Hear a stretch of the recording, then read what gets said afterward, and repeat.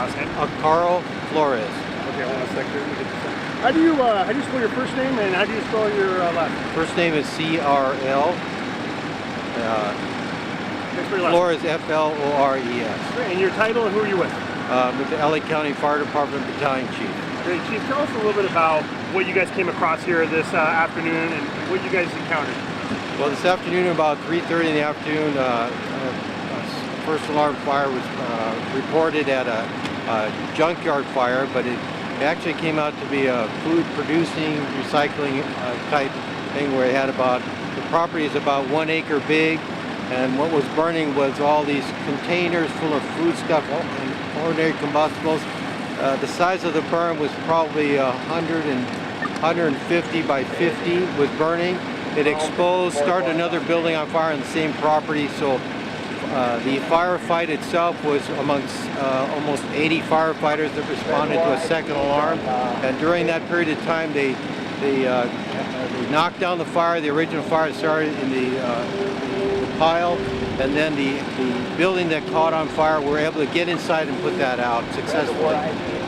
We're still at scene at this time with people starting to rehab and doing an overhaul, which means that we're going to go in the building and make sure it's completely out, and then whatever salvage work we need to do, which means we'll go and see what items are still good, and we're going to contain those and package those up so there's no those items that are valuable to the property owner, those are safe and put to the side.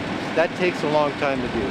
Sir, and talk about how we saw this in Ontario earlier in the week, but how these densely packed areas are tough to fight because the fire is actually burning underneath and you have to kind of close the fire? Sure, with those kind of piles, they're difficult because picture a huge mattress. You got to get inside of it to put it out. Same with this, it's pile stock on top of stock, so we have to take the top off, put that off, and take each layer until we get to the bottom.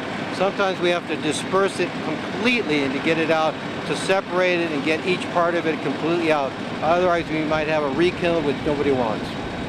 Okay, any idea, ETA, of when you think you'll have the street reopened for the residents? Well, there's no evacuations, but we did have traffic control from the north to the south surrounding the building. Our expectation is that we'll be here another maybe 2 hours or less.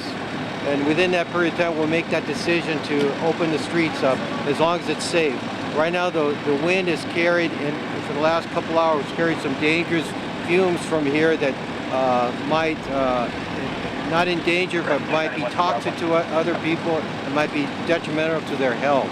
So we've taken the safe route and closed off the streets so nobody enters the area of operation. Anything you want to say? Chief, you know what? I do want to ask you this. This has the potential of being much worse. Talk about how you guys getting on this early really helped you out. By getting on early, and with any fire, as long as it's still small, we could catch it and detain it in a small area. Here, in description, the size I told you, it's a big fire surrounded by buildings. Picture yourself standing in front of a big pile that's burning, and then to the right there's buildings, to the left there's buildings, and behind it. So we have to get around while it's still burning and protect all those buildings. That takes time and effort for all those firefighters and coordination. Any injuries? No injuries on this fire.